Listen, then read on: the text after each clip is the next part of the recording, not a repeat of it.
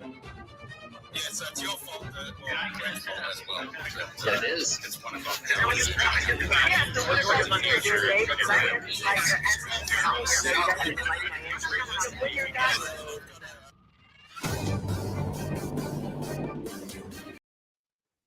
Hey, what's up, everybody? Welcome back to another episode of the Distiller's Perspective.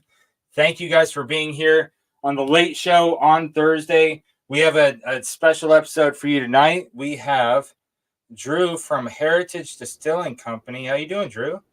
I am well, Mark. Good evening, everybody. Good. First off, thanks for being here. I appreciate you being willing to come up on the show. Sure.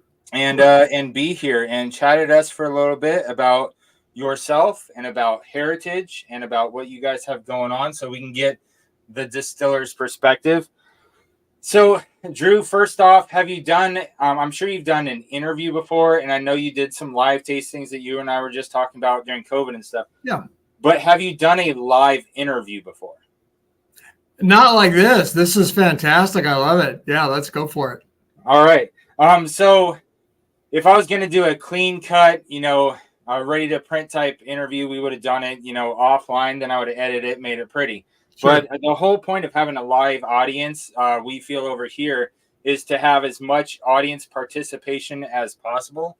Cool. And so right now, I'm going to drop the link to actually join us on screen. I'm going to drop that into the chat, and we are going to play a little game that I didn't really brief you on, and that's part of the fun. Part of the fun for me. Okay, so the game we have over here is called the revolving door of questions. I'm going to allow an audience member to jump on screen with us and ask you a question about either yourself or about Heritage or, cool. something. So they're going to ask a question, and once that conversation is complete, I'm going to kick them off screen and bring the next person on. That's why it's called a revolving door. And the intent is for the conversation to stay focused on you, or else you're going to start, getting into what kind of car they drive or what kind of dog they have or something like that.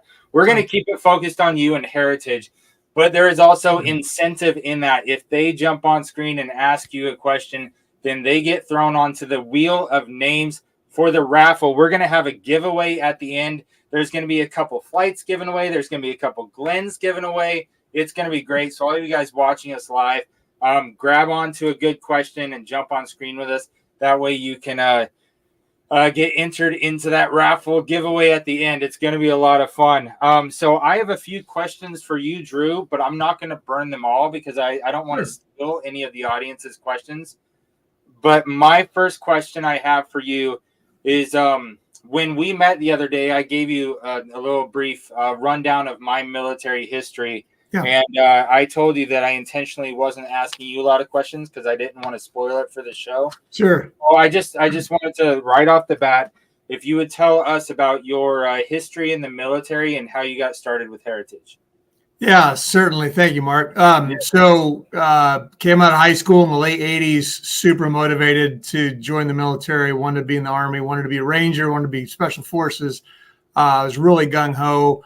Got real fortunate and got picked up a 3-year ROTC scholarship. So I was able to go to school in Colorado at the University in Boulder, Colorado, at the ROTC program there. Came out of there in 91. Kind of fun side note, Mark, Fort Lewis, 1990 summer cadet advanced camp. Sound familiar? Yep, absolutely. Yeah, I was part of that. That was fun. Sweet. Yeah, so we definitely chewed a bunch of the same dirt, but yeah, got very fortunate. Got a regular Army commission into infantry, which was my first choice. Ended up, got very fortunate. Made it through airborne school, Ranger school, air assault school. Went through all the courses, and ended up assigned to the 25th Infantry Division, part of 3rd Brigade, 1st Battalion, 27th Wolfhounds, and had a chance to serve there as a platoon leader, scout platoon leader, Company XO. This was right after the first Gulf War, so came on board literally months after. They were talking about early commissioning us if the war had gone bad, but of course it was over in 100 hours. So, so we came on board right after that. But what that meant was it was a substantial downsizing time frame. Very, very different from post 9/11. It's almost like two different eras completely. So kind of got disillusioned with the direction things were going, and just decided to punch out after my first 4 years. But absolutely loved every moment of it. Loved working with the soldiers that I got the privilege to command, and was ready to go do what needed to be done the way you did.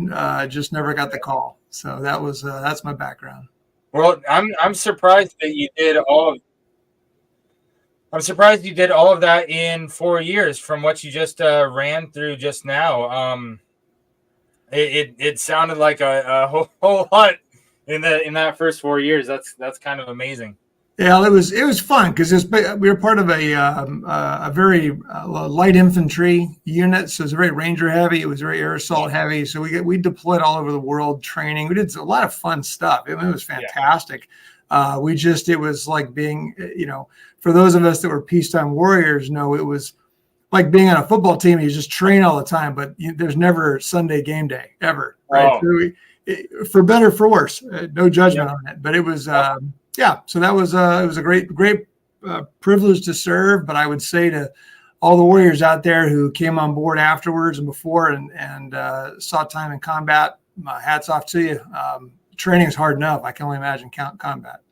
Oh yeah, and being in a a mover shooter type unit that you were in makes sense how you got all the way up to like XO and stuff like that in just your first run. Just real quick, like I said, we're live. When you look at the screen to the right side, you should see two tabs that say private chat and one says comments. If you click on the one that says comments, can you see all the people that are jumping in? Let me jump over there. Yeah, Big Vic's already here. Appreciate you being right on. Yeah, William Reynolds, Vietnam vet. Good to see you. You're here every week and absolutely appreciate you. Mr. Jiggs, what's up, buddy? John, good to see you. Andrew over at ASMR Whiskey. Good to see you. Eric, what's up, buddy? Marvin's in the house. WhiskeyWine101. He's just over there in Auburn. JD, what's up, JD? Glad you're here. Charred and Twisted is in the house, and they're already ready in the back to with their questions. TroyMan, what's up, man? Crazy intro. Yeah, and TroyMan, if you got a question, you jump right on here and get ready to win some stuff. Big Cat 253, thanks for being here. Tracy, what's up, man? Glad you're here. Just going to pop through. Make sure I didn't miss anybody. Fifth quarter tailgate. What's up, Scotty? Cheech is in the house. Cheech. Let's go, Fort Lewis. Tater Dom is in the house. Good to see you. Much love to Fort Lewis. Oh, CeeLo's in the house. Is one of Northwest Bourbon original founders and Army friend of the channel. Nice. Deathless Dogs is in the house. What's up, man? And there's Bourbon. Cheers to another distiller's perspective. Yes. Absolutely loving this show. There's Ben from the north. What's up, buddy? Scotch Down Under. So there's Ken down from Australia. Thanks for being here, buddy. John Kranz is here. And cheers all. Charred and Twisted, you ready to go? Awesome. Good to see you. Charred and Twisted, you're first on the wheel. All right. Can you hear me okay? Oh, yeah. Got you loud and clear, buddy. All right. Hey, Drew, it's nice to meet you. Pleasure. Been excited. Mark has been talking a lot, I guess, since your visit and just raving. And so we're looking forward to trying some of the new stuff that you guys have out. My question, I'll get right to it, is for somebody that's kind of new to your particular brand, what would you recommend? Like, this is the first one that you should try. What is the go-to? Awesome question. Solid question.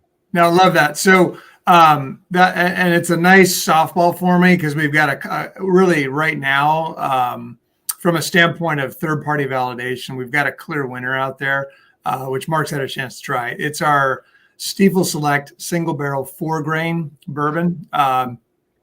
I have to say, I think it's there. It is. It's sold out in some of our retail places, but I believe it's available online, and we're making more as quick as we can.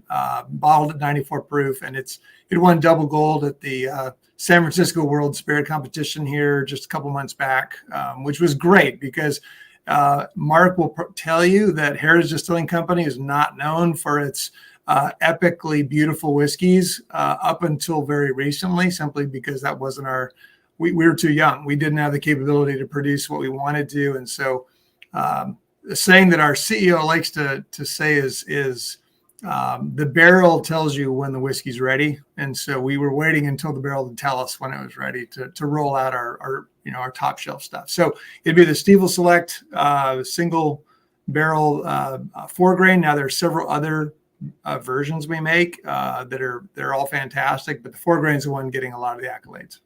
Great. And that's kind of from being on the website and looking, that's kind of what I was thinking and what we wanted to order. So that helps a lot. Looking forward to trying that. Yeah. Fantastic. And looking forward to, we'll be listening on and looking forward to hearing more about you and Heritage for sure. Yeah. And visiting to try your cocktails too. They look amazing. So fantastic. The team that puts the mixology team we've got, I'm in awe of what they're able to do. They make some of the most amazing things. And every quarter they roll out new ones. It's like, how do you guys do that? It's pretty fun. So cheers. Thank you. All right. Yeah, that's awesome. Cheers. It's nice to meet you. Hey, don't go anywhere yet, Charred and Twisted. I just wanted to kind of piggyback off your question there, as they say in the commanders meeting. Just going to piggyback off of you. So your Stiefel Select is what you recommended. My first drink of the night is the High Rye that I got from the Tumwater location. Mm-hmm. And I got this one from the Tumwater location because they were sold out of the 4-grain.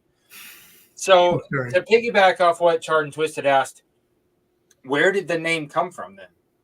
The High Rye? No, the Stiefels. Oh, Stiefels like so this will be a quick backstory. 12 years ago, sitting around my wife and my fire pit in the backyard with two good friends, Jennifer and Justin Stiefel, and it's pronounced Stiefel, but it's spelled Stiefel. We were sitting around drinking whiskey. Imagine that. And Justin holds up the glass. He says, this is good whiskey, but we can make better. And we had no idea what he was talking about. Like none of us, we don't come from the background. And so long story short, it was we got deep in our cups learning all about this idea for this craft distillery and all the things we were going to do. And fast forward to today, and it's where we are now with Heritage Distilling Company. But we decided to go with Stiefel Select simply because Justin he's really been our master distiller. He's really sort of the brains behind and the artistry behind all the whiskeys that we do. I've got a director of production that is also a master distiller. These guys are just phenomenal. But Justin Stiefel is really the mastermind behind the whole thing. So Stiefel Select was the appropriate choice. Okay. It's really impressive looking on your site and seeing the awards that you guys have won in such a short period of time, really. So that's a great story. Love it. Yeah. Well, we appreciate that. And it's really exciting to finally be able to step up into the big leagues with the actual bourbon and whiskey community, American whiskey community that, we weren't really able to play in that pool yet. And so just recently in the last year or so, we're finally there, and it's great to be there. So Thank you. Awesome. Will and Stacy, hang out in the background if you want, or just keep watching. The next pour I'm going to have is going to be the Stiefel Select 4-grain, but I'm going to give you an honest side-by-side comparison here in a few minutes. Cool. Cheers. Cheers. Guys. Awesome. I appreciate you guys. So yeah, they're in the Puyallup area. They are called Charred and Twisted because they do a catering service where they smoke brisket and all kinds of great meats, and they come loaded with cocktails of their own concoction. They make the best cocktails in Pierce County. That's fantastic. Oh yeah, super fantastic. Great people. Let's see if anybody jumped in that I missed. If I missed you, apologize. I still love you. Like Tommy D, good to see you. Don't get timed out. No, don't say nothing dumb. Get yourself. John Kranz, good to see you, buddy. Tommy D. Oh, Possum Crew. What's up, Jeremy? Good to see you. It's okay if you're late. I mean, as long as you're here, Scotch down under. CeeLo in the backyard is where all good ideas start. Absolutely. Just friends in a relaxed environment thinking about what do you really want to do? Yep. Marvin, you ready, buddy? Okay.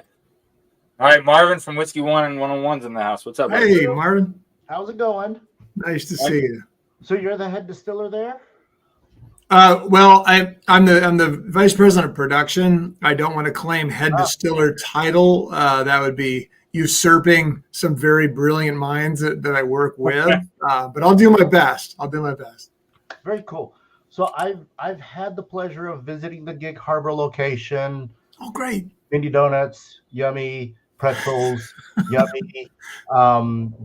Did the flight. Glad you guys are doing glasses now instead of little plastic thimbles. Right. I've had the pleasure of seeing Heritage grow.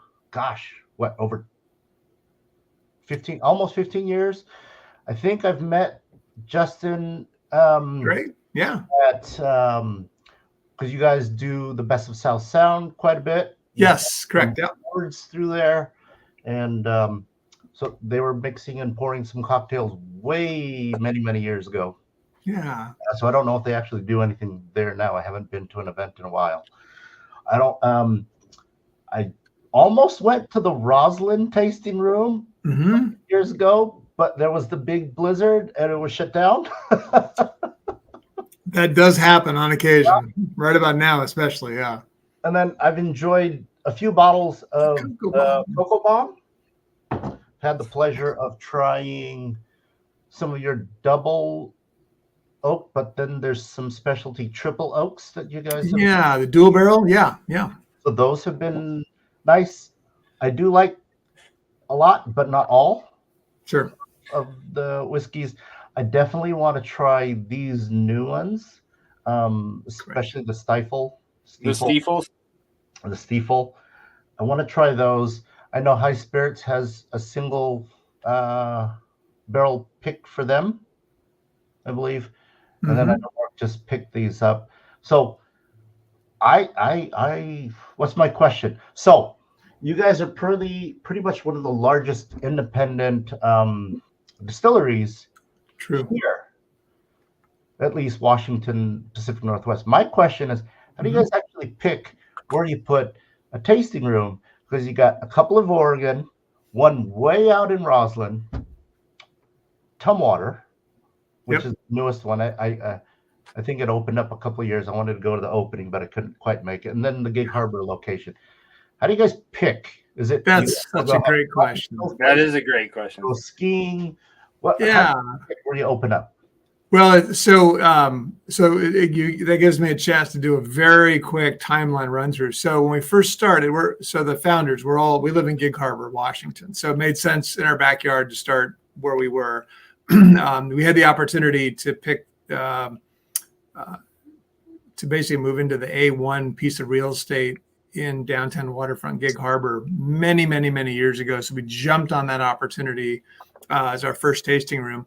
The next thing that came along was we had some folks at the time. We were giving classes, deep dive 5-day classes on how to basically be a distiller, how to start a distillery, to include all the legal stuff, all the admin stuff. I mean, it was kind of a way to talk people out of it, unless they were really psyched, because there's a lot more to it than making running a still, which is the fun part. But we had a couple of doctors, surgeons and stuff down in Eugene, Oregon that said, hey, we wanted to start our own. We came to your course. We just want to team up with you. If we bring some money in, can we come in as investors and then open up a Heritage Distilling for Eugene, Oregon? So I said, well, yeah, of course. So we opened up Eugene. Then we had the way back when we had soon thereafter, the town, one of the city council of Roslyn, right? The giant metropolis of 800 people or something.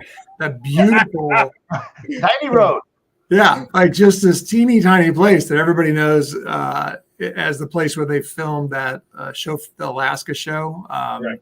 I can't remember what it's called, but anyway, so they came to us and said, "Hey, we've got this place, this building. We want to tour. We just renovated it. It's a National Historic Registry building. would you be an anchor tenant for us? And they gave us a deal we couldn't walk away from. So we presented to them, and I think they made a decision in about 15 minutes to approve us. And so it was one of those just great, wonderful, like, why are we doing this? Is this crazy? We've not even done really market dynamic, any kind of analysis of the market. Well, it turns out people in Roslyn drink, and they drink a lot, and they're right next to Suncadia, which has all the vacationers that come over, and then apparently it's like the center of the universe in the Northwest for snowmobiling, in the winter. So anyway, there's this huge number of people that come through, and they buy a huge amount of booze, and so I do recommend going there for anybody that gets over the pass here in Washington to the side over by Cle Elum. It is worth the 5-10 minute off the freeway stop in. It's such a just beautiful historic building. I think it's our most beautiful tasting room. So anyway, that's how the Roslyn tasting room popped up. And then Tumwater was an opportunity with Southtown Community College. So they got a $10 million grant from the state to actually start the first ever distilling degree program. And they wanted to team up with us as sort of a co-anchor tenant in the same building to begin to kind of build and generate and maybe they'd be a feeder for us for new talent coming out of the program. And so that just they were all different reasons. It wasn't like Target or Walmart like trying to just analyzing big picture. It was kind of very specific. We did have 2 stores up in the Seattle area. We've closed both of them. They just were not performing. We found that our stores do better in sort of smaller, more rural type of places. Seattle just didn't work. So that's kind of how it is moving forward. I can tell you that we have a whole separate wing of our company called the Tribal Beverage Network, and we're working with the American Indian Native tribes to actually set up distilling operations and tasting rooms and economic opportunity for them, where we're basically providing the intellectual know-how and the expertise. They're putting in the funding, and then we work with them to help them get up and running. And so a lot of our tasting rooms in the future are going to be on tribal land. So more to come on that. Their brand or Heritage brand? They'll be Heritage Distilling Company. We will help them produce some of their own brand products for sure, but it's sort of almost like a franchise type of a thing. So most of them don't want to start from scratch. They get it. They know how hard it is. So they just they team up with us, and we come in and we work with them to set it up and hire the team. And so we're going to have a couple opening probably the next 18 months to 2 years. Pretty, more to follow. I'm not at liberty to talk about the tribes at this point because until they make their public announcements on stuff. We have been working with the Chehalis tribe. They do have a restaurant, a huge distillery. It's actually our contract distillery down in Grand Mound. Shoot, I can't remember the name. In Grand Mound? No, there's a restaurant. I don't remember what's it called. It'll come to me. Can I ask the second question? Yeah, you can. Go ahead. Okay. Only one spin on the wheel. No, go ahead. So, I don't know how much you can share because I've only heard bits and pieces. BSB. Yes. Started with you guys. Yes. Now with famous people. My understanding there was a billionaire involved, and now do you guys still make that? And how did that deal go about? Yeah, that's a great question. So I'll try to make that another short answer. So Mark and I were talking about this. One of the primary realms we entered when we got into the whiskey side of the business, right? New distilleries always start with vodka and gin and the clear spirits because you can do it quickly and fast. So while we're waiting for our good stuff to mellow and age and mature, we got involved in the flavored whiskey world, which was a really big deal, 6-7 years ago. So BSB Brown Sugar Bourbon was our first launch, which absolutely went ballistic. Took off like crazy, put us on the map, quite frankly. That was sort of the product that was the moonshot for us. And as part of as we began to see what was going to be required to go to the next level of growth, it was going to require an investment of literally millions and millions and millions of dollars, because you have to approach the distribution model like the big boys. It's tough and it costs a lot of money. So we made the strategic decision not to try to do that on our own, and decided to basically, for better for worse, sell off the majority ownership of BSB to a consortium that was going to bring in some A-list talent, right, from Hollywood. And well, there was some disagreements on some cost saving stuff, so they actually changed the recipe, which we were a little shocked, because when you've won best flavored whiskey on the planet from Whiskey Magazine 2 years in a row, which no one had ever done before, you don't change the recipe. It's why would you do that? So they changed the recipe. Unfortunately, that's taken a little bit of the wind out of the sails of it. So we're still a minority owner of it. We hope it does well. We do make something for our Cask Club members called Sweet Cinnamon Whiskey, which is sort of kind of like brown sugar bourbon. We just can't call it brown sugar bourbon. So hopefully someday in the future, we'll have a return to the original formula at some point. But that's all I can say. Okay. And what's the proof point on that one? Say one more time, Mark. I'm sorry, I missed it. The proof on the cinnamon whiskey. Yeah, so the original is at 60 proof, 30% alcohol, classic flavored whiskey, very, very sweet. I mean, heavy on the brown sugar and cinnamon, and basically like a Cinnabon in a glass with a little bit of whiskey sense to it. My experience has been people that enjoy whiskey don't really do BSB. It was just too sweet, too sugar bomb. But a great intro kind of gateway whiskey for people that want to like whiskey but don't like whiskey. Then we came out, then there's that cocoa bomb. But we also have a 103 proof version, or we did the high proof version, 103, that was kind of more designed for the whiskey drinkers. Cocoa bomb was our follow up to that. That's been doing real well. But again, that's one of those things where people love it. We have a huge following for it. It isn't in huge distribution because we just aren't yet willing to make the investment in that kind of growth. It's just incredible. It's desserty. It's like a Tootsie Roll in a glass. For sure. Love that. Yeah. So real quick, Whiskey Wanderberg came in. So thanks for being here, Michelle. Good to see you. So many darts on the map. That's right, CeeLo. Yeah. Very interesting. You did smaller and better in smaller cities. There's so that to caveat on what Marvin's question was before I kick him off. Which what's up, Bentley? So if any of you guys that are online right now want to jump in, Marvin and Charred and Twisted have very good odds in winning the multiple prizes and giveaway at the end. Very good odds so far. So if any of you guys want to jump on and ask a question, you'll get in on those odds as well. But Marvin, he asked one of my questions that I had of what your official title was. You said you're VP of production, right, Drew?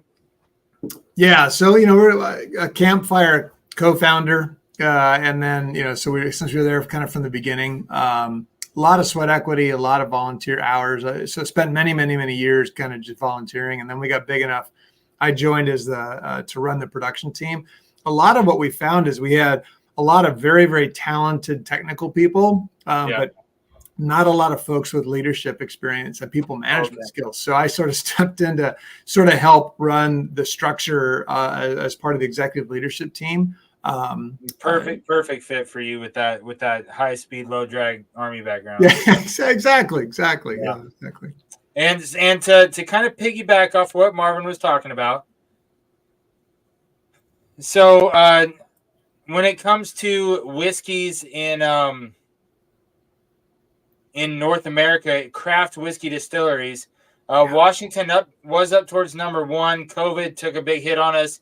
And now California and New York are above us, and we're tied for third place with Texas. And so what I wanted to ask you, when Marvin was talking about where do you find the reasoning behind where you're setting up shops and blah, blah, blah. You know, you guys are spread out, you know, pretty well. You've got a good thumbprint, you know what I mean? Mm-hmm. Do you know offhand, just like roughly, when it comes to production or when it comes to sales, where you rank with the rest of them? Because I know Woodinville does great. Dry Fly has a lot. Bainbridge and James Bay and Two Bar, and then they do really well. Do you? I figure that you guys are in the top 5 in production and sales, but I'm not sure. Do you know where you guys rank with the rest of the Washington distilleries? I'm gonna go top 2. Oh, you think so? I think so. That's a good question, Marvin. I appreciate your vote of confidence. I don't know if we're quite that high. I know that, you know, Woodinville whiskey is way up there, you know, and they took on a financial partner, which has allowed them to, I mean, they're building enormous rick houses over in Eastern Washington. They're producing huge quantities. I'm a huge fan of those guys. They've done a great job. I am too. I would say we're probably, I'd say top 5. Yeah, Marvin, I appreciate the top 2. I don't know if I can. I don't know. Yeah, I was guessing top 5 when I look at the other big hitters like Dry Fly, Woodinville,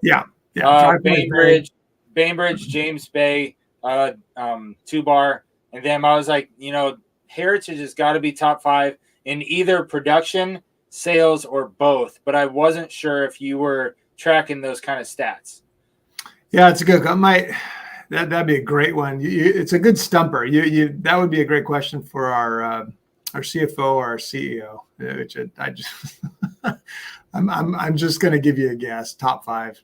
Okay, right on. Hey, Marvin, thanks for coming on, asking some great questions, buddy. As usual, Thanks, your Marvin. name is on the wheel. You've got fantastic odds right now to win flights and Glens and all kinds of stuff. I'm gonna go buy the high spirits pick.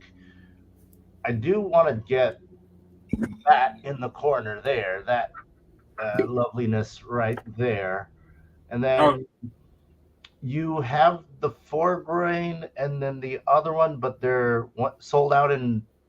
I've got the 4-grain and I've got the high rye, and so there's going to be 2 winners tonight that get a flight of 2 samples of the 4-grain, 2 samples of the high rye, and a sample of the special SOF Salute. And the reason why you get 2 samples of the other 2 is because whiskey is made to share with friends. So I'm going to give you a sample for you and a friend of the other ones. But just you are going to get a sample of this one because this one. I already know I want it. Yeah. Well, your dad was in the Army, right? Yeah, he was with. Yeah, you got to get him a bottle and save it for Christmas. Oh, it's his birthday actually tonight. We just got home from his birthday. But you gotta pick me up. There's people probably wanting to talk too. Okay. Love you, Mark. Smooches. All right, buddy. I'll talk to you later. All right, bye. So Ben from the north. So Woodinville has rick houses and stuff in Eastern Washington where they age. There's greater temperature ranges over there. It fluctuates way more than the western side, but their main distillery and tasting house is in Woodinville, which is just north of Seattle on the western side of the state. Right. Thanks for clarifying that. Yeah, I got you. The rick house, they have one rick house there now, and they're building a huge one from what I'm tracking. I had Brett on the show a few months back and had a great time chatting with him. What's up, Rob C? How you doing, buddy? We be open to another hiring our heroes tour. That's an inside secret handshake question. Yes, Rob, absolutely. Good to see you. Right on. I appreciate you being here, Rob. Not sure this has been asked for the folks that don't use craft distillers. Why should they go beyond the big brands and try the small craft outfits? Yeah, Bentley, if you come on and ask that in person, you'll get entered into the drawing. But if you want to stay, I will leave this for a minute. Drew, hold on to that because Bentley. Yeah. I actually played poker with Bentley last weekend. Cool. Good guy. So if you want to enter the raffle, I will let you ask that on the screen. For now, I'm going to bring on TroyMan. You ready? Absolutely. Am I What yelling? is up? How's it going? Yeah.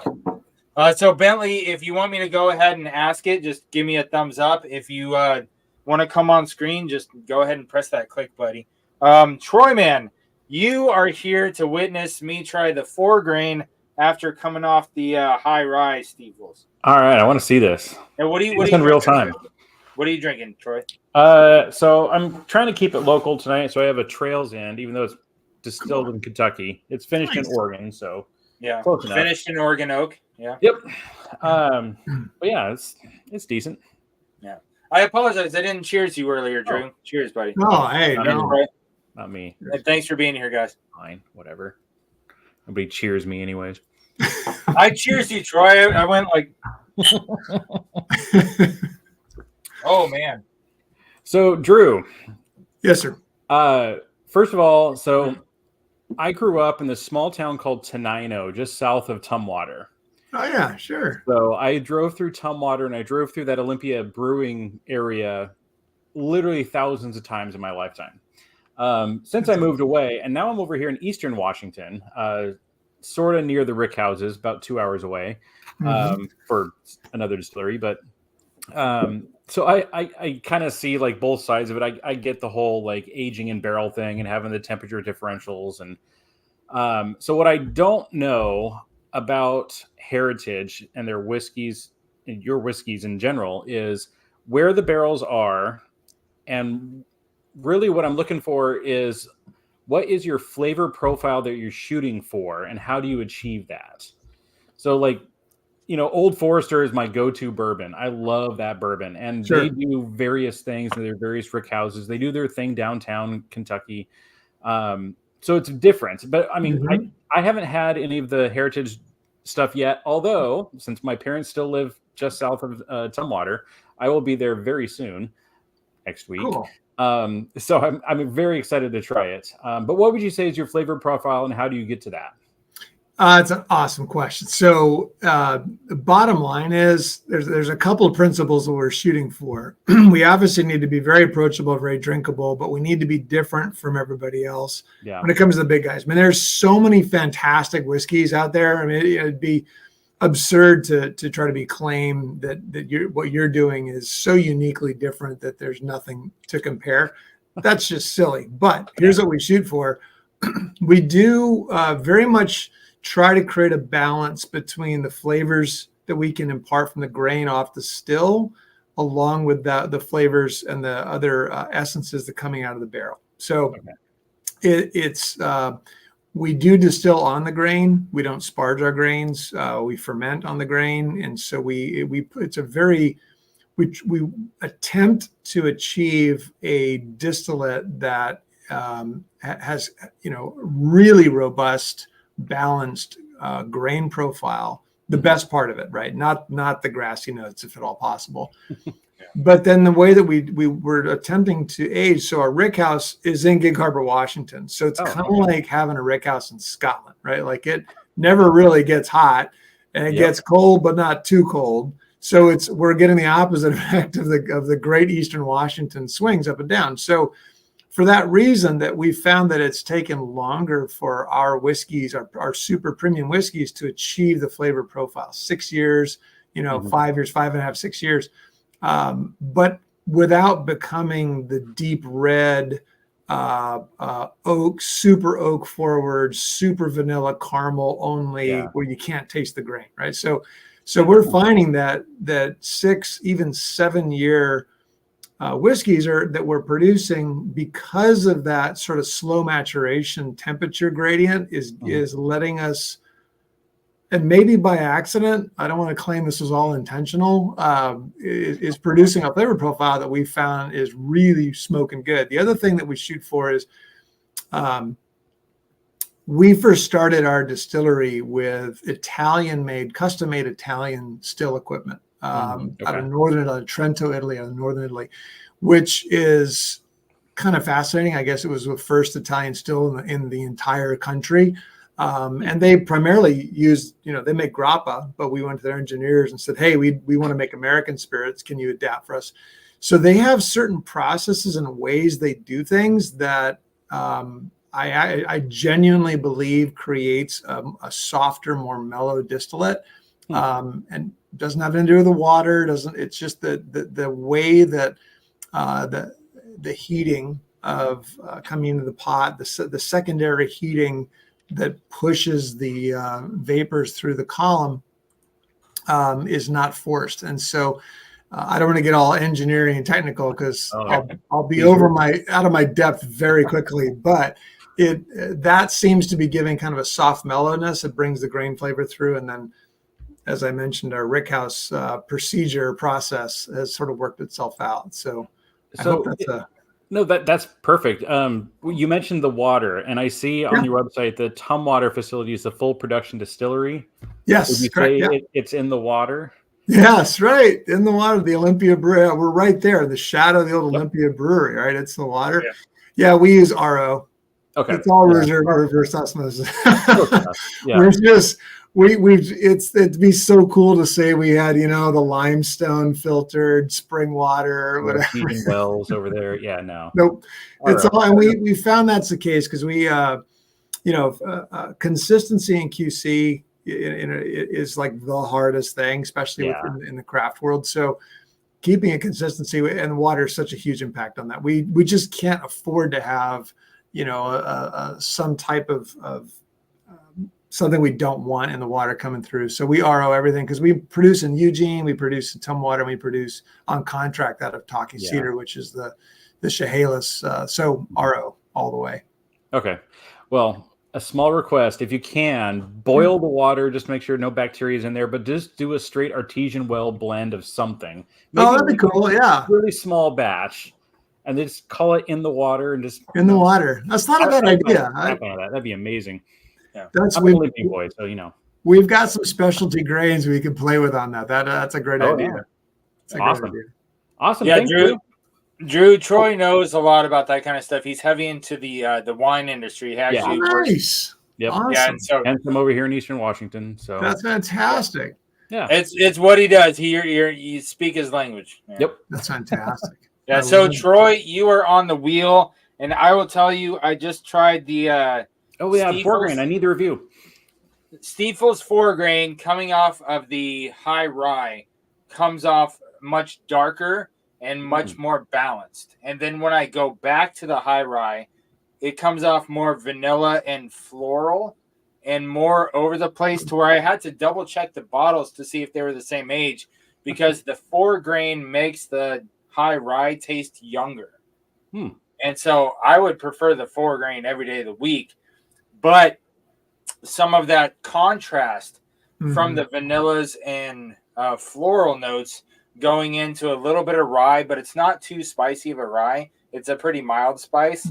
It has more complexity than the 4 grain, but I simply like the 4 grain better. Nice. Okay. There's my official unedited review. Well, hopefully when I go to Tumwater, they actually have some available, but we'll see. I know, right?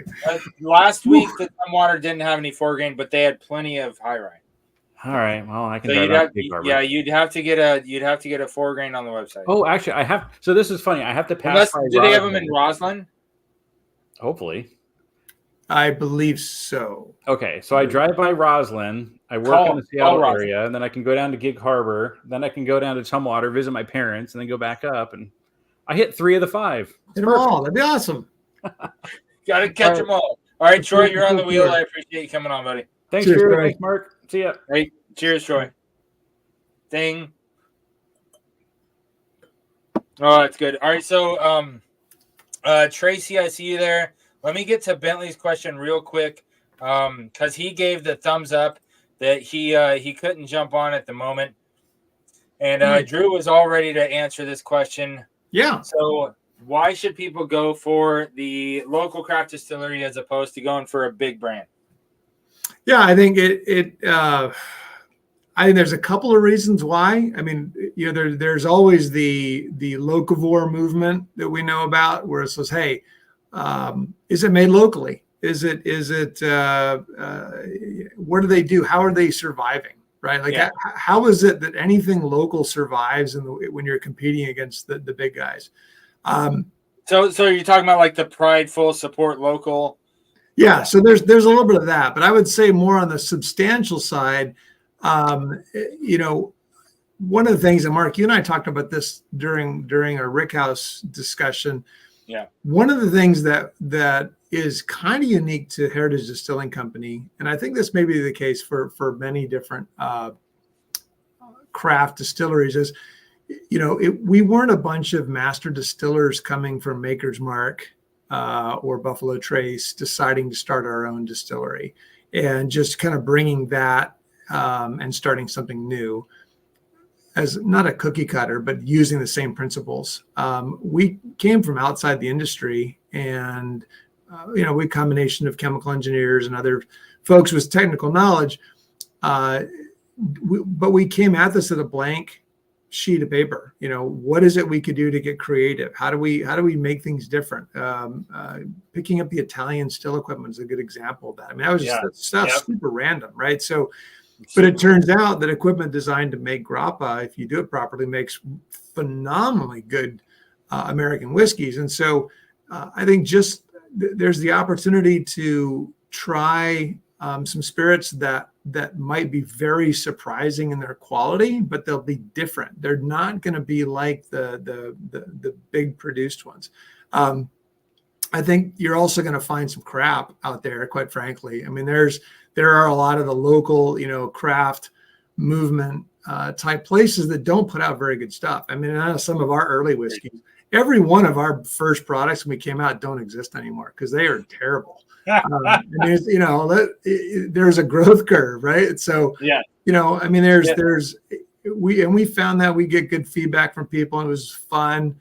That's why we always recommend, hey, come into a tasting room if you're anywhere near, just try some samples, see what you like. You might find 4 things you don't like at all, but something that just blows your mind you didn't even know existed, and now you've expanded your horizon a little bit. So I would say it's a little bit of that would be the primary reason, is you might uncover or discover a surprise quality, a new favorite kind of thing. Yeah, you just a surprise, unique, or a quality product that you didn't know existed, and it's right in your backyard, and holy cow, you can stand it up to anybody, So I concur. I've done that a couple times right here on this show, like with Bainbridge, Bad Dog, 2 Bar. So I was like, all of a sudden, I found a new favorite. Tracy, you ready to come on, buddy? That's awesome. Right on. Welcome, Tracy. Howdy. Hey, how's it going? Good. Cheers, bro. I got a quick question, nothing too specific, but I was wondering, when you guys first started out, did you source any of your product, or was it all just locally made? No, good question. Good question. Awesome question. So yeah, when we first started out, all of our clear spirits, everything we did was grain to glass, right? We did it all from scratch, a lot of trial and error. In fact, our very first whiskey, this is kind of how our CEO thinks, Justin. Our very first whiskey was we wanted to obviously put something out quickly. We didn't have time to wait. Cash flow is always an issue with a new startup. So we decided to make George Washington's original rye whiskey, which was his recipe had survived. They found it, Mount Vernon. We literally made it to that recipe. We made a label up. It was really, really cool. And the way it worked was so you go back to the era when George Washington was literally one of the larger whiskey producers, after his second term as president. They didn't age spirits back then, right? It was unaged, right? So in order to call it whiskey today, we had to it'd come off the still, we'd downproof it to 124, 125. We literally put it in a barrel and then immediately pour it out. So it touched the oak. It now is whiskey. We poured it out and we bottled it as White Dog. I mean, it was just clear, and it was chewy. And so all those we did ourselves. When we started to produce some of our early whiskeys that were our flavored whiskeys and some of our others, we did source. We found very quickly that for the reasons I mentioned earlier, our 18-month and 2-year aged in-house produced whiskeys were still way too young. They had not matured enough. There's too much grain. flavor. They were just yum. And so so we did source some, and then we actually have been now selling some in bulk to other places too. So really? It's become kind of a thing within a, there is a certain philosophy in craft distilling, those around the total purest grain to glass, 100% all the time, no matter what, small batch, 100%. And I think that's fantastic. We just didn't go down that path with that business model. So we did source some. We're still sourcing some for some products, but for the most part now we've transitioned to our own internal for our super premium. I'll tell you that we are definitely going to and openly going to be sourcing when this special operations salute continues to grow. When we get past about 10,000 bottles, of which we're rapidly approaching about 20% of that's already sold, and we just launched last week. This is crazy. When we hit 10,000 bottles, we're going to be switching over to Kentucky straight bourbon. Because it's going to be a nationwide product. It's going to be targeted at just good old red blood Americans. Everybody knows Kentucky bourbon, and the majority of people in the U.S. have no knowledge of a little craft distillery up in the upper left corner, right? So, Little bitty.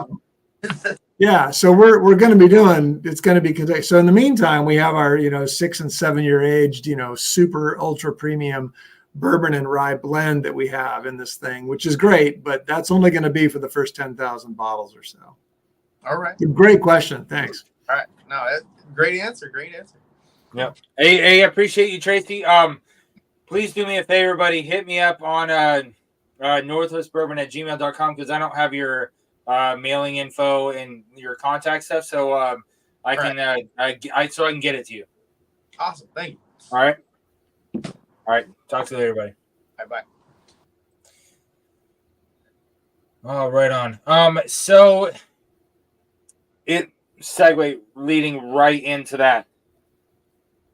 Can you tell us a little bit about what is going on with this special Salute to Army SOF release? Yes. Because this just got released on Veterans Day. It was my featured bottle of the night on the Veterans Day live stream this last Saturday. But for those out there that didn't catch that, if you can tell us a little bit about this and where this is going in the future.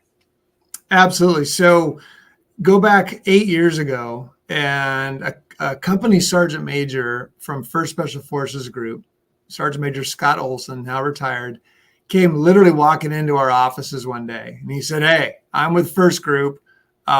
We really want to raise money for the Chapter 16 Special Forces and Gold Star families that support 1st Group. We have some charities. I've got an idea to come up with a whiskey. Will you guys work with me and I'll figure out Jack?" A classic Green Beret, right? He just literally walked out like that. Was literally walked into our office. We had that conversation and we said, what, this would be the most kick-ass thing we could do. Absolutely. Yeah. So we it started out as this, right? So here's First Special Forces Group whiskey.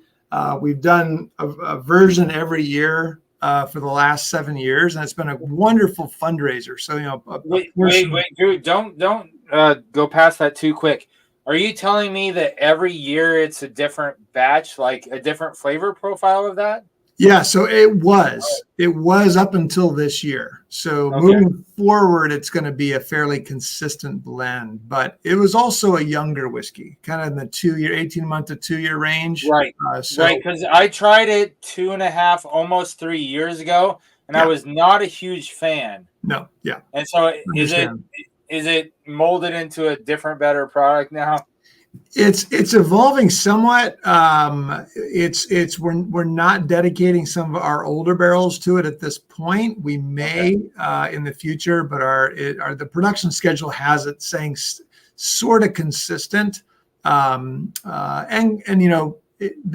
goal of it wasn't to put out an ultra premium spirit. It was more around the bottle and around the fundraiser. To raise funds for the group. Yeah. Right. Yeah. So I mean, the true whiskey aficionados kind of look at it and kind of like, well, it's a cool bottle. It's about as much as I can say about it. So, but that's understandable. It's really, it's made for shots, for toast, things like that. Yeah, for just the average drinker. So it's been really successful from that standpoint. But what happened was, right, so now we have this product that's supporting the 1st Special Forces group out there.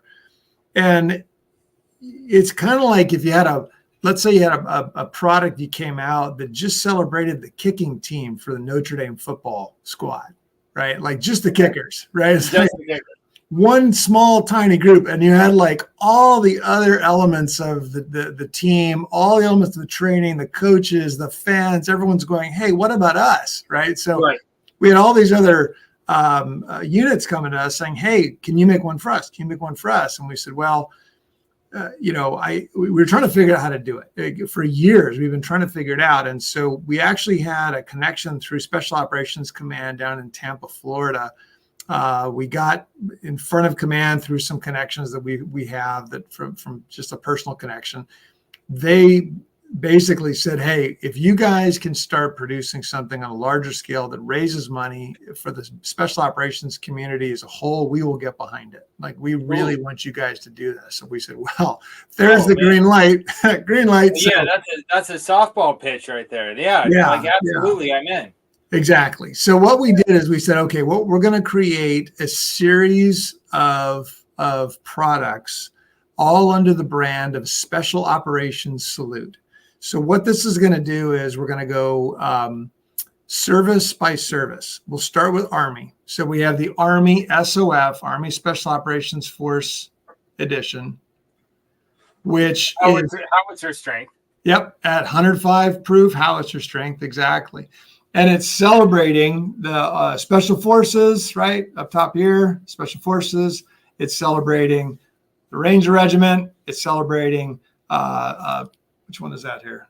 That's the PSYOPs, the Civil Affairs, the training guys, and the Task Force 160 Special Operations Aviation. So all the different major elements that are in the Army Special Operations Forces. And so we made 105 proof. Sorry, did I do that? It's 105 proof. It's actually a incredible blend of, it's a 62% straight bourbon whiskey that's 6 years old and about 38% rye whiskey that's in the 6 to 7 year range. We did bottle it at 105 proof.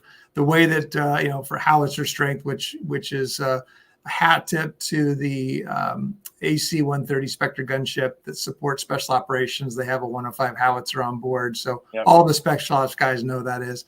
So we decided to go with it, kind of humbly.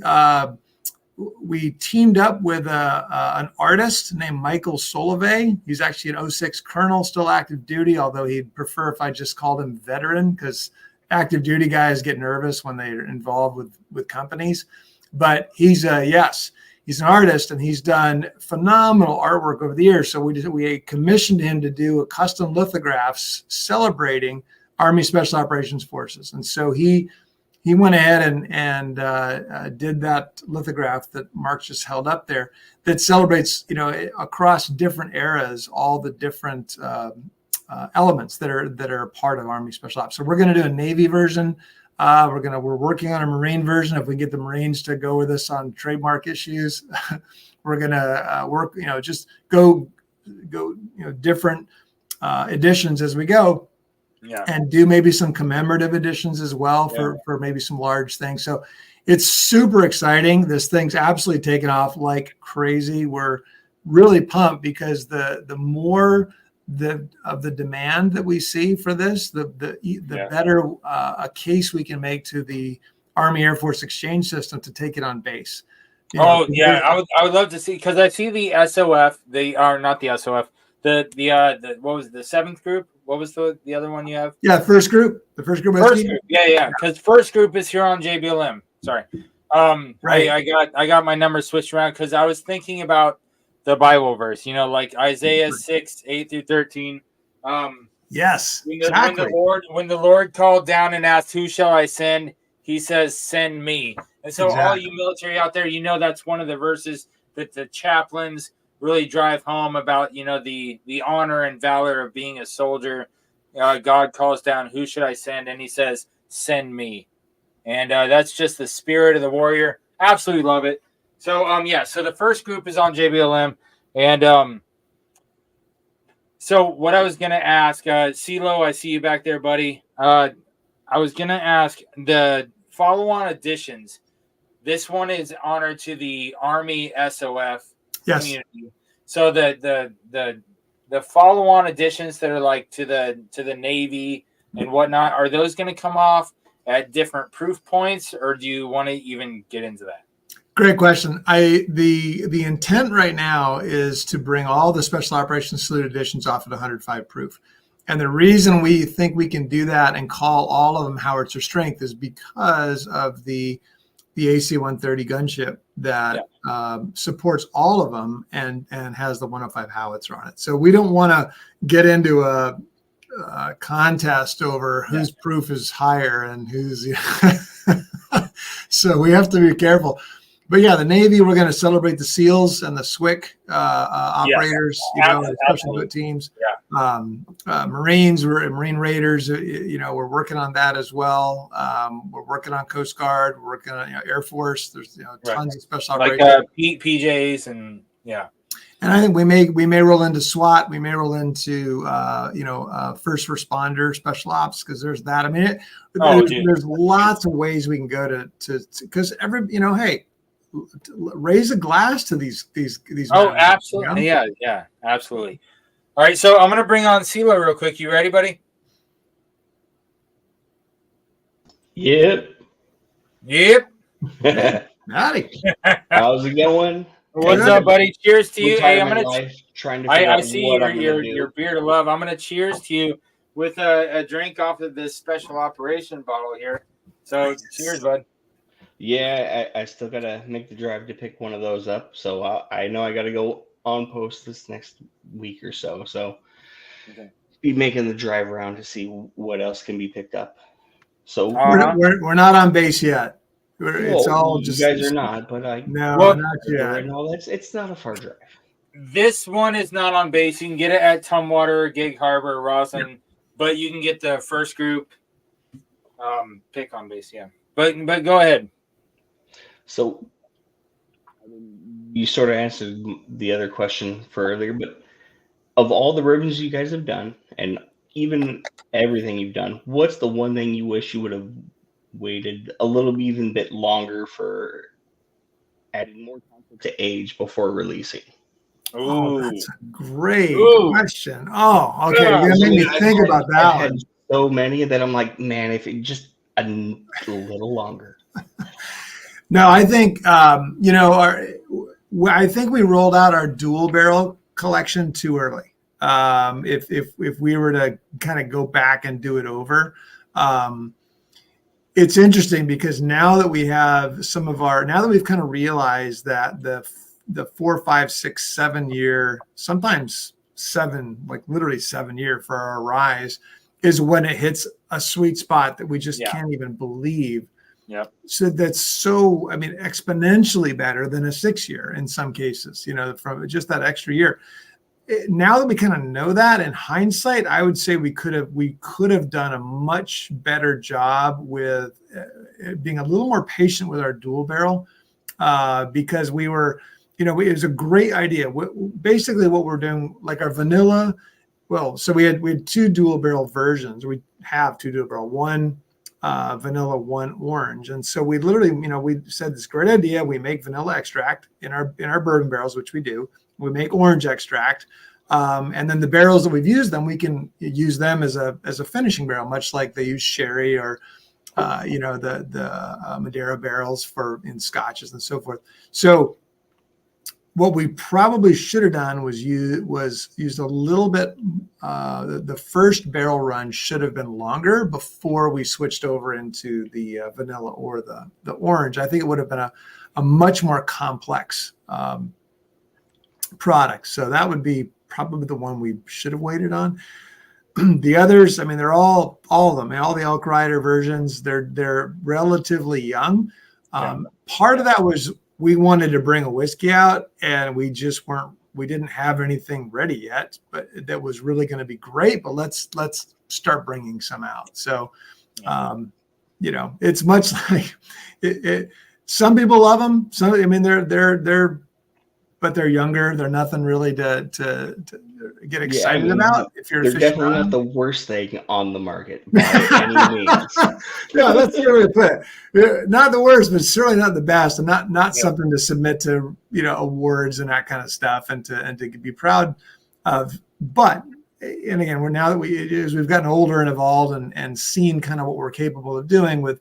Now it's like in hindsight, like, wow, okay, that now we're a little bit sheepish about some of the earlier releases. So for sure. So what other things do you guys think are going to be, you're holding on to some barrels of to release later on in the market that you think is going to really be coming out in the next year or so? What do you think you're going to have that's going to really push us? Like, from everything they're saying for the special forces and the 4 rye, I'm game. No, I'm intrigued to see, but like, what else do you have on the horizon that's going to come in that's going to really give us that wow factor, and we can say Washington. The future anticipation. Yeah. No, that's awesome. So we are. There's going to be a couple different ones. One of them for sure will be one of our Stiefel Select cask strength, a 7-year 100% rye. That's coming out, I think, next month. It's going to be a very small release. Like, we're talking a single barrel, you know, of 7-year rye. You got to see the market to see what they're excited about. Exactly. So. But we've tasted it. It's you know, we all know that the spicy, peppery, you know, typical rye, a little bit of grass. Sometimes we've got some 6-year that's like, wow, that's really good. And the moment it hits 7-year, it's like ridiculous. It completely changes. It's an entirely new, like 3-minute mouth finish, you know, or you know, finish on the mouthfeel. It's just crazy. So that's coming soon. And then there'll be a couple others, some single barrel releases we're doing that are our master distillers. He's super pumped. He's got his list that we're going to be bringing out. So, yep. Awesome. Great, dude. Great question, Chester. That's a great one. Yeah. I mean, there's been so many where I'm like, man, like the meat of what everything starts with is so good. Like, just a little bit longer. Like, put the bun back in the oven. It's cool. Wait. That's right. A little too much grain. Not enough. Not enough oak. Yep.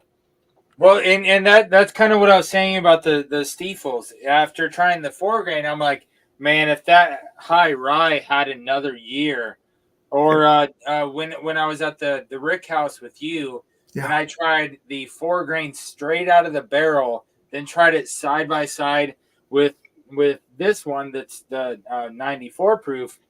I'm like, man, there's some notes in the middle of the palate that completely disappear. I wonder if you put it out at like 101 or 103, 105, 107, if it would have been just phenomenally better. Because trying straight out the barrel, side by side with what's on the line, I'm like, man, there's some missed opportunity in there.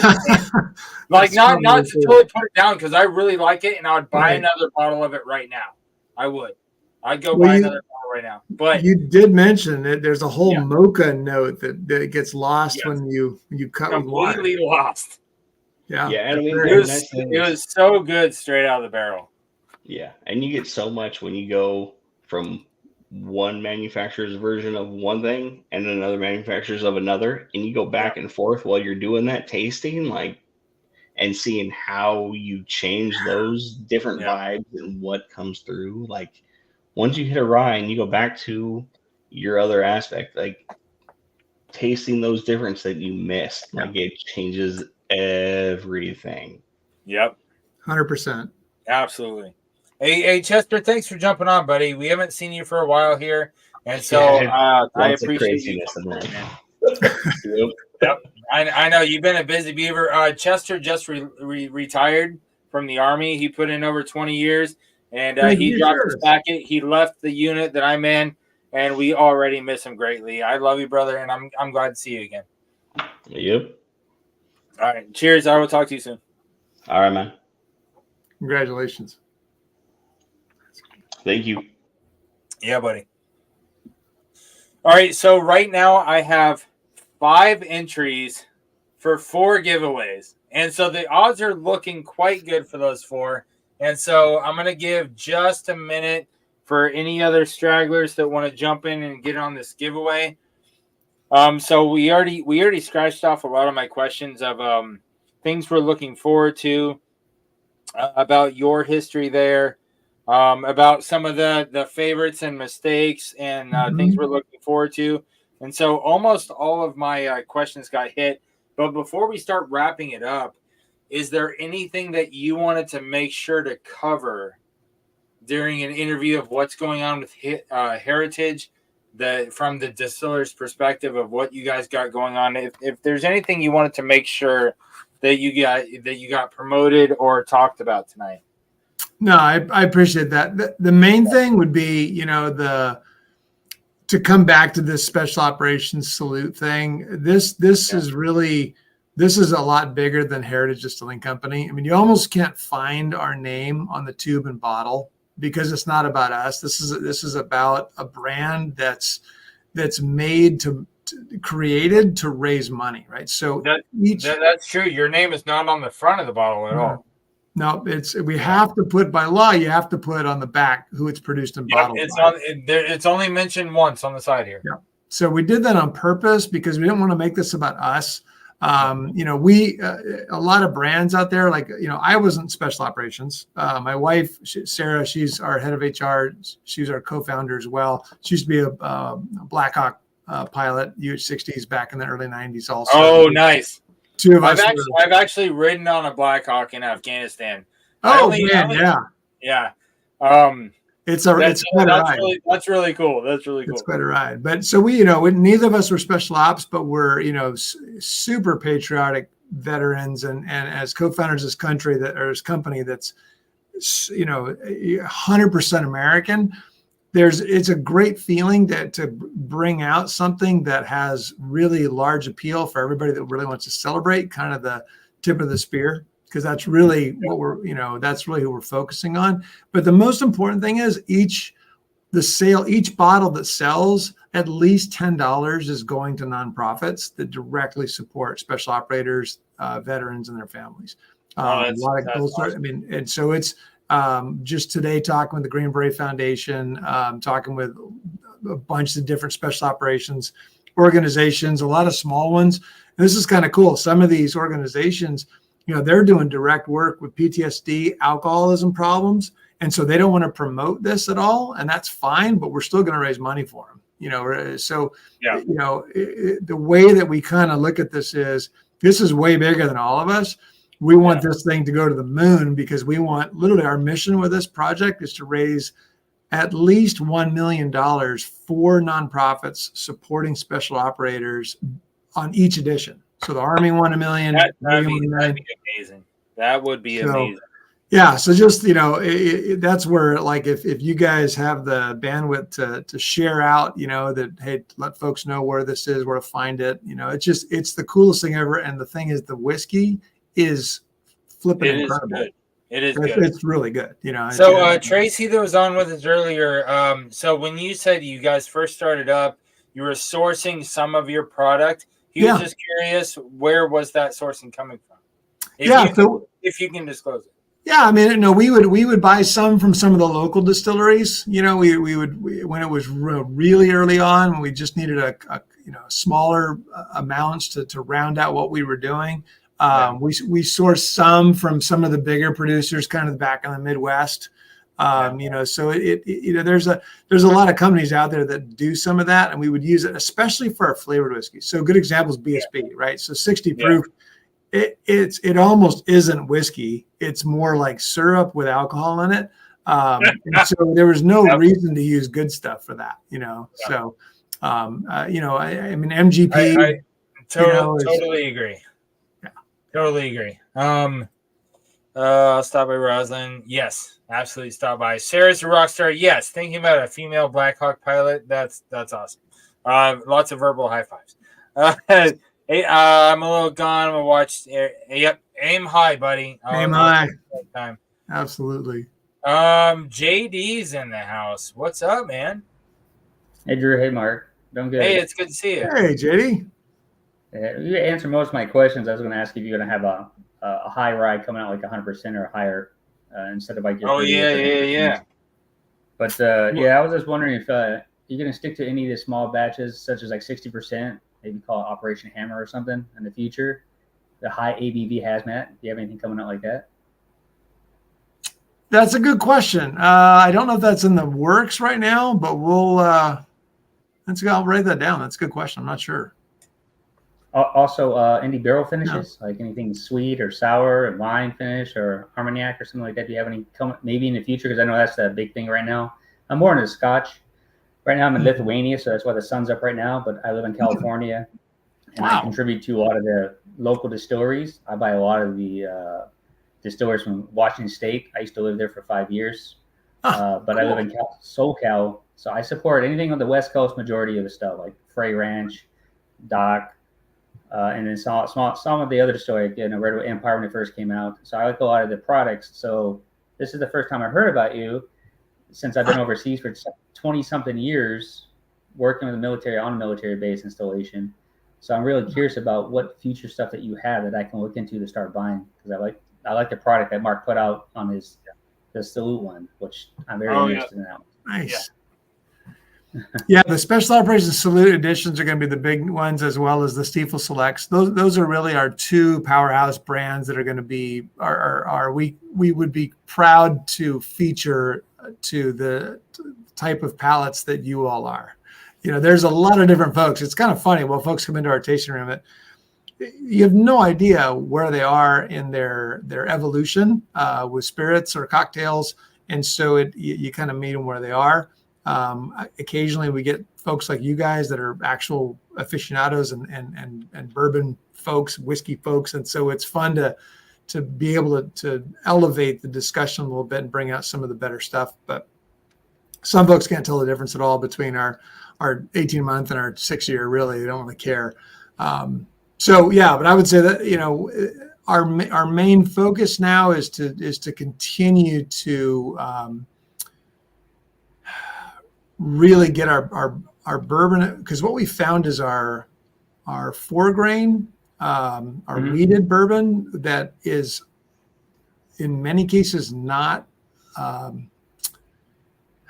desirable by many folks. It's really fantastic, and however, and I'm not taking credit for it because I'm not a head distiller, but however these guys have been able to do that, it's turned out surprisingly fantastic. And so we're going to continue to work on that. And to Mark's point, different proofs. I think we'll just kind of keep tweaking within the realm of what we've been doing. And then, like I said, Special Operations Salute's going to get in. We're going to get into Kentucky straight bourbons. One of the things that we're seeing in the market, and I'm jumping all over the place, I apologize. But one of the things we're seeing in the market is that the bulk whiskey market has hit its peak in terms of production. There is, or I shouldn't say hit its peak. It's hit its peak in terms of price. It's starting to come down pretty fast. Right. There is a huge bust and a lot of the big producers are trying to offload barrels as quickly as possible. So what I think that's going to mean is a lot of really good whiskeys are going to hit the market over the next couple of years that are going to be at pretty good price points, because I think that there's a mass overproduction that they kind of overshot what they felt demand was going to sustain, and so we're going to be in the same spot. We're going to be picking up a lot of Kentucky bourbons and other whiskeys to put in this one here. Yeah, perfect. And one last question: West Coast is a little easier for distribution, such as California, because it's pretty lenient when it comes to deliveries. Is there any vendor, I guess you go distribution, that you use out of California that I could look into, since I live in California? I'm coming home next week from Lithuania, back home for a day before Thanksgiving, so I want to look into maybe I get a bottle and send it to my house. Gotcha. Yeah. Total Wine and More is one of our main distribution partners. But gosh, it's just a handful of products that we have through those. You're right that the distribution in California is not that challenging relatively. Our model has really shifted a lot more to direct ordering, direct to consumer, having folks just order. In fact, the company that's doing our fulfillment for our orders for folks that are ordering this who aren't local is Speakeasy, and their warehouse distribution's out of California. So they charge the California state tax on spirits, and so it's about the most cost-effective way to go. Okay, good, because the So total if you wine is went like 7 online miles right from my now, house. Good. so JD, I'm just asking for you. If you went online right now and ordered a bottle to your California address, you'd be able to do that, right? Yep, absolutely. Yeah, Okay. it's super easy in California to ship to your house. As long as someone's 21 years old, you can ship anything you want to California. Yeah, and from other states too. A lot of the states do ship to California, but California can't ship to their states because of the transportation laws. Exactly right. Exactly right. Yeah. All right. Hey, I appreciate you being here, I JD. appreciate that because I can look into. Fantastic. Good. Right on. Yeah. No problem. So, Appreciate it. yep. If there's any mods in the chat, they can drop the website in the chat. I'd appreciate that. If not, I'm going to put it in the video description as well as the conversation navigation. But yeah, thanks for coming on, JD. I just threw you on the wheel, buddy. Yeah, Good. they've just put it. It's just heritagedistilling.com. Oh, okay. Nice. That's awesome. it. Heritagedistilling.com, and that's All right. Hey, thank you, Marvin.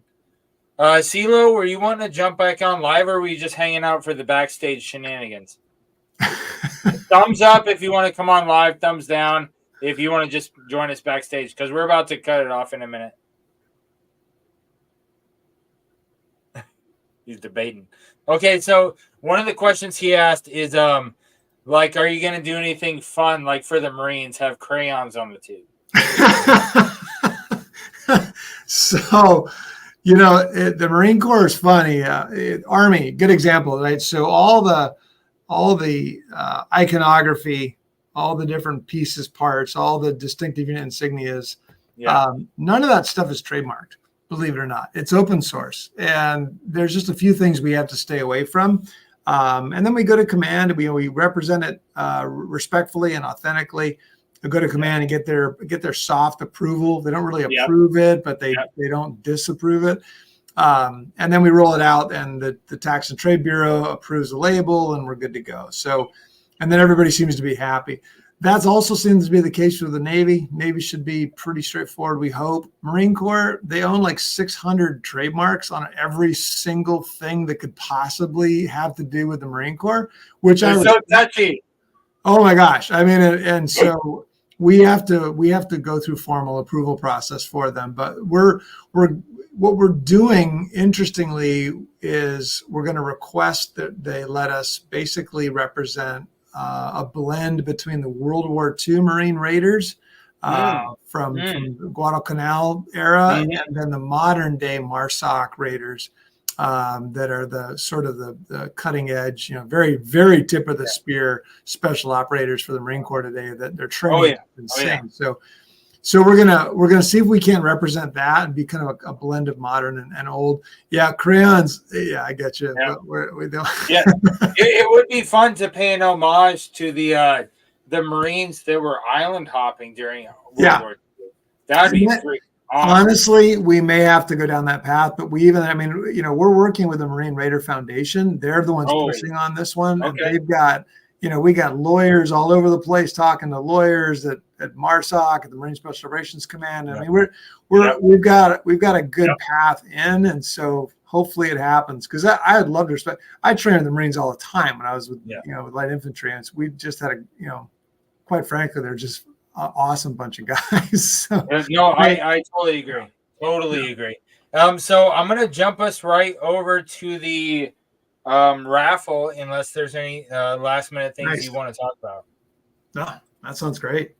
Good. Okay, so guys, we are gonna run over to the raffle, and so all of you guys that jumped on live with us, greatly appreciate you. Let's see if I can get the screen to fit a little bit better here.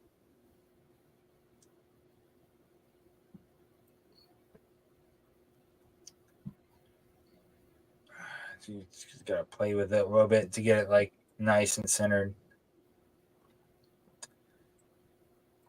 All right, so like I said, greatly appreciate all of you guys that jumped on with us live. Greatly appreciate you. We are gonna kick it off with we have 2 Glencairns that we're gonna bust out from Drew at Heritage Distilling, and 2 flights that are gonna have 2 samples from the Stiefel's High Rye, 2 samples from the Stiefel's 4 grain, and 1 sample from the SOF Special Operations Salute. And so you will get 5 samples in that flight, as well as a high-speed Heritage Distillery coaster. It's all here. I'm telling you what. Oh, man, you guys are lucking out right here. So, do you want to do the 2 Glens first, or do you want to do back and forth? Do you have any preference? I'll let you call the shot. I'd say you get all the experience here. Go for it. Okay, so I'm going to do first spin gets a flight of the 5 samples plus a coaster. The next one gets a Glen, and we'll do back and forth like that. Perfect. All right, let's go. So the first, it gets a flight of 5 samples. Oh, Tracy. Oh, Great. wow. Nice. Freaking awesome. Right on.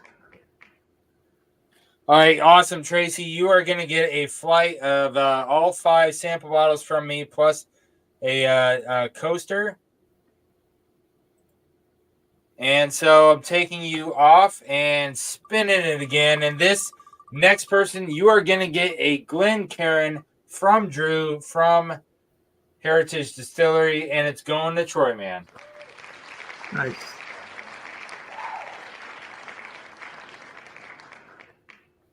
Sorry, I'm just writing these down because I have had a couple so far, and I don't want to forget it. All right, next spin is going to get a flight.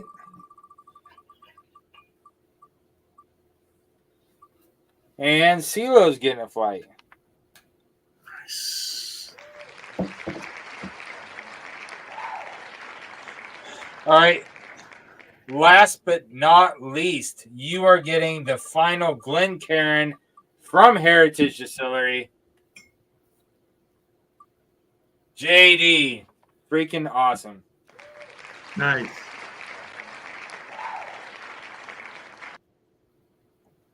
Good stuff. All right, JD getting a Glen. And so JD, I do not have your shipping info for your pad down in Cali. And so just send that to me at northwestbourbon@gmail.com. That way I can pass that to Drew and he can send you that Glen. And so I just wanted to let the rest of you guys know, thanks for being here and greatly appreciate you. If you want to jump in and hang out for a couple minutes of backstage shenanigans offline, go ahead and click that join button. But for now, Drew, I'm going to give you the stage. And if you have any parting words, sir. Hey, this has been an honor and an absolute blast. You guys are hysterical and funny and great questions. And you guys are clearly subject matter experts. And it's been just a ball to chat with you. And if this special operations salute project, tugs at your heartstrings, by all means, and please pass the word. This thing there's no downside to it. Like everybody's a winner for sure. So thank you. Absolutely, Drew. I completely concur with that. This special operations salute edition that you're putting out, and the fact that you're going to try to appeal to each branch and kind of not just appeal, but to recognize each branch's special operations, because a lot of us here in the States do not know the sacrifice, the skill, the training, the hours put in to all that they do to kind of like put right all those things that are wrong with the country or the world. Like they are the sheepdogs going out there killing the wolves to protect the rest of the flock. And just to do something like this to honor them and show them a little bit of respect just makes my freaking day. I absolutely love it. No, I appreciate that. So yeah, thank you for coming on the show. It was a blast having you. Thank you. All you guys that are joining us live, greatly appreciate you. All of you guys catching the replay. You can go back to the chapter navigation in the description and jumping forward to different parts of the conversation. Also, check out the links that I'm going to be putting in there tomorrow for Heritage's Instagram channel and their YouTube and their website and all that stuff.